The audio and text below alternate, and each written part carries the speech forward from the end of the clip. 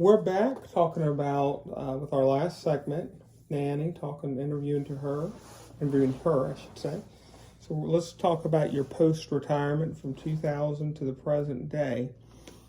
Andrea wanted to know, and I ask all grandchildren about questions, and I got responses from a few. So the others said, wow, that's a good question. We have to really think on that. But speak up a little bit. Okay, so the two questions that I have, first from Andrea and then from Brian. So Andrea wanted to know, as one question she had for this interview, do you have any regrets?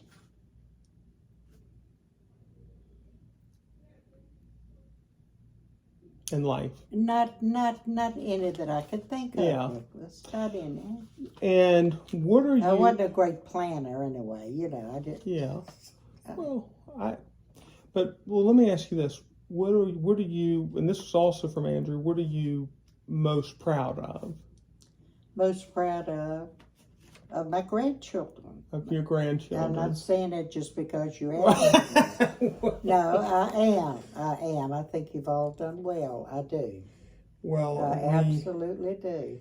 We couldn't have done it without our wonderful mother and Uncle Nick raising his kids, and really, in many ways, like a father and my to me, children, too. of course, children, them. of course, I guess they would be first, Yeah, right. And then my grandchildren, Well, that's humbling to hear that, and thank you for that.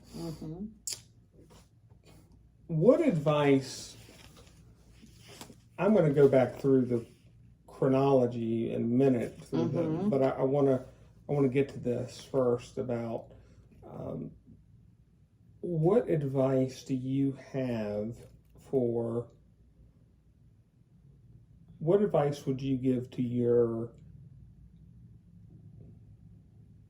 15-year-old self? To her.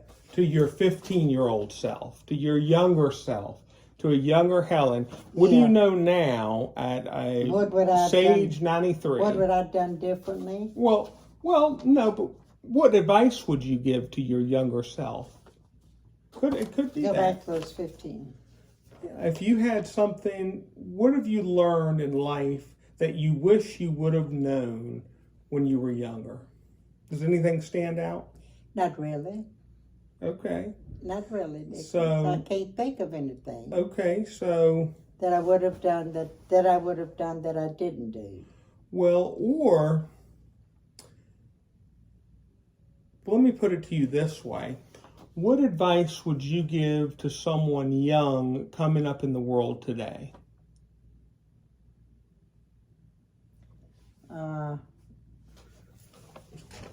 Do unto others as you would have them do unto you. Well, I think that's well put, and if we all remembered, and we're all guilty of not doing it, of not doing but it. if we all remembered to I know, treat, because we've had our feelings hurt by different things, and we've hurt others' feelings. Right? Exactly. Exactly. So that I think that's pretty wise note. Now, in your post-retirement, the big event that I think of for me when I was in high school was 9/11, when the two planes went into the Twin Towers. Yeah, I remember that. September 11th, 2001. So do I. Right. And we saw the second one do it. Well, I was at school and I called you, and once I found out later, once I could, and you told me. Did I see that? You did. I You think did. You I said, Nicholas, I saw the second plane go in, and you thought it was replaying of the first plane. Yeah, yes. Okay. And I remember. I did see one do that, yes. That was the only time where really I have been scared in this country to be just an American, because, it was the first time since World War II we've been under attack here at home. Right. But it was our own plane, wasn't it?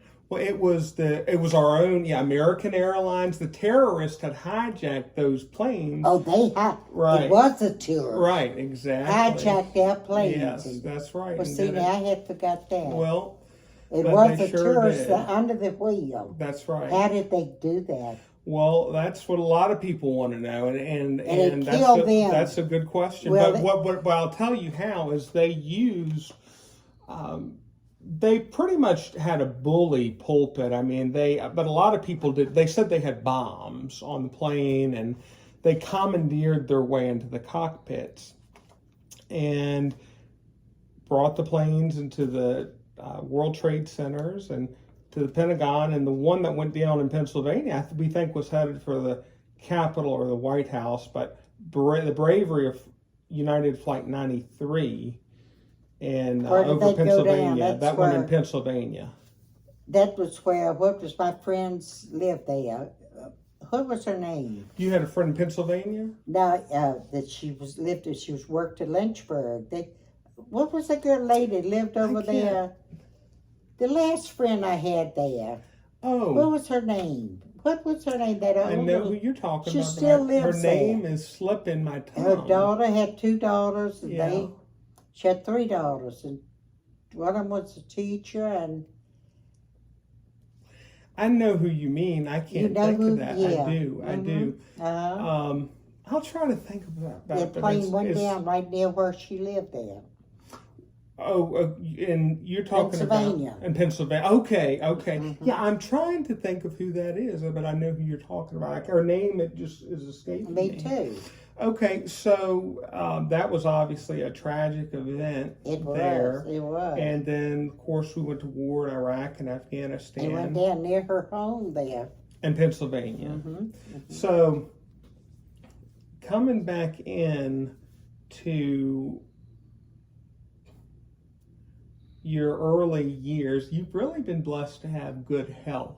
I have. You have had a few health scares, like you've had a couple things done in the hospital, but there have been, I don't know if you remember up at UVA, they found a very small breast cancer was found really early on.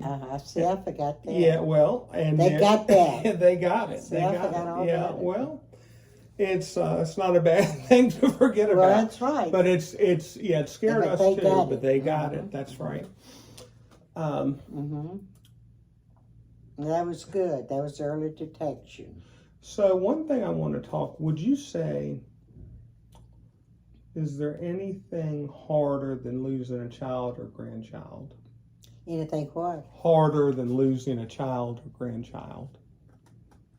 A grandchild? So losing, like them passing away. Is there anything harder than losing your... No, nothing that I could think of. Yeah. And of course, those were great tragedies, and of the past decade that we're in. My mother and John Paul.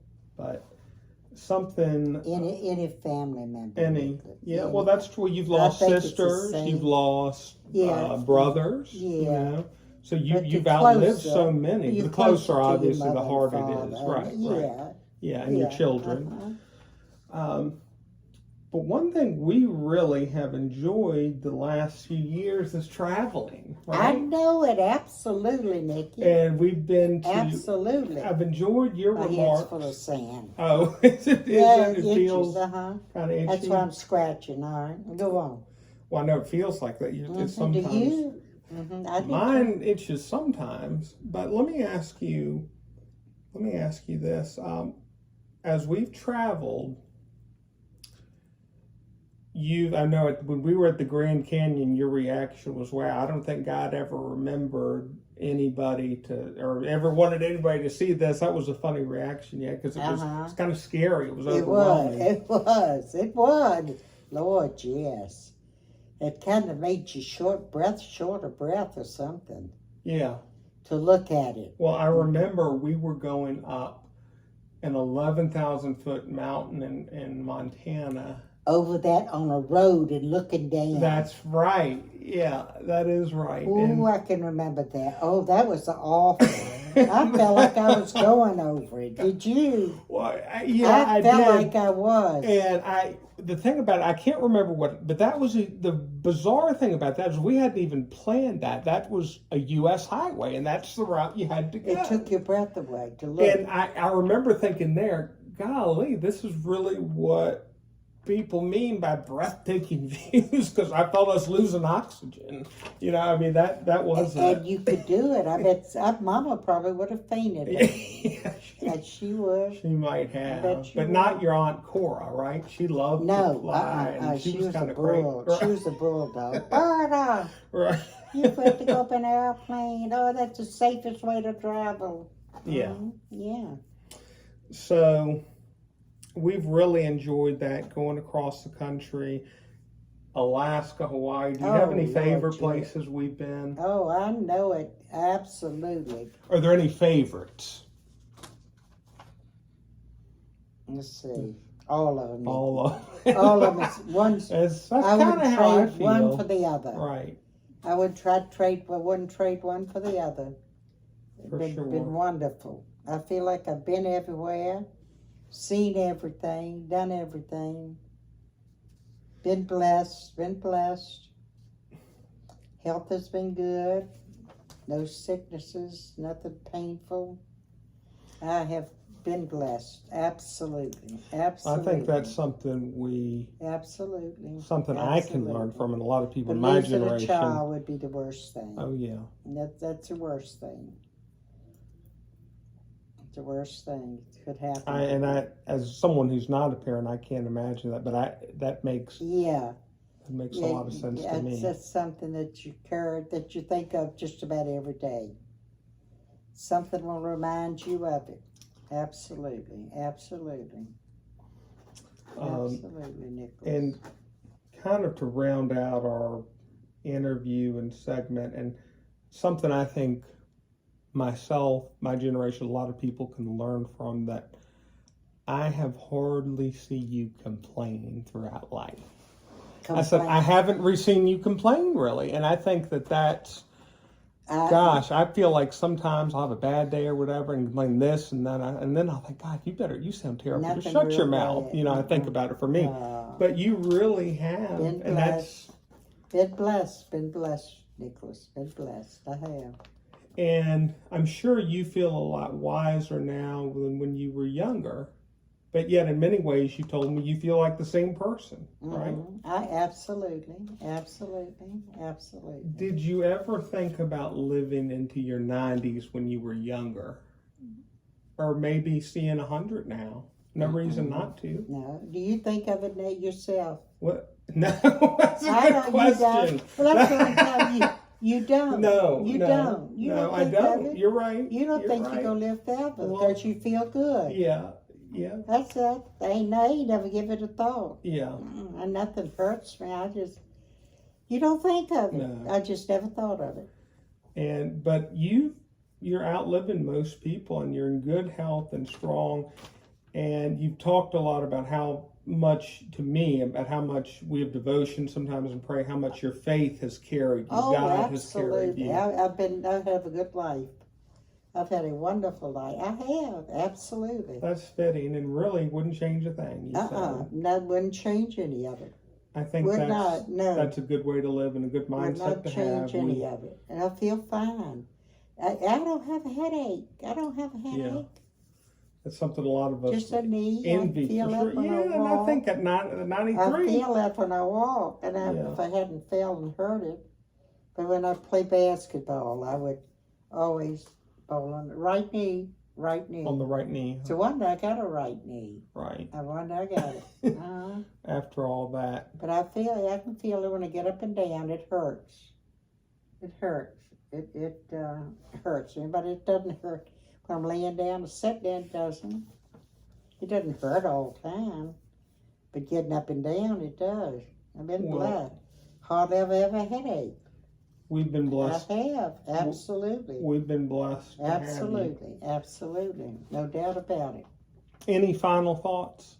Huh? Any final thoughts on this interview? Anything? No. Okay. Not unless you think of it. No, I don't I think think- of much. I you think know. I do less thinking. Anything I think. of course, the cover, and I don't want to think about nothing. we've Bad. talked for maybe an hour and a half or so. That's a lot to cover 93 years, but Yeah. I think that Been this. blessed with good children and grandchildren, and I've been everywhere I wanted to go. I never dull a moment. Yeah. Well, It's that's what always- we live for, right? It's We can't always have what those dull moments. That's right. Always some Yeah. excitement of where we're going next or what we're going to do, you That's know. right. And keep moving. And haven't had to do much that I didn't want to do, you know. Absolutely. Mm. All right. Well, that's going to round. Been blessed. God has blessed me. He has blessed me.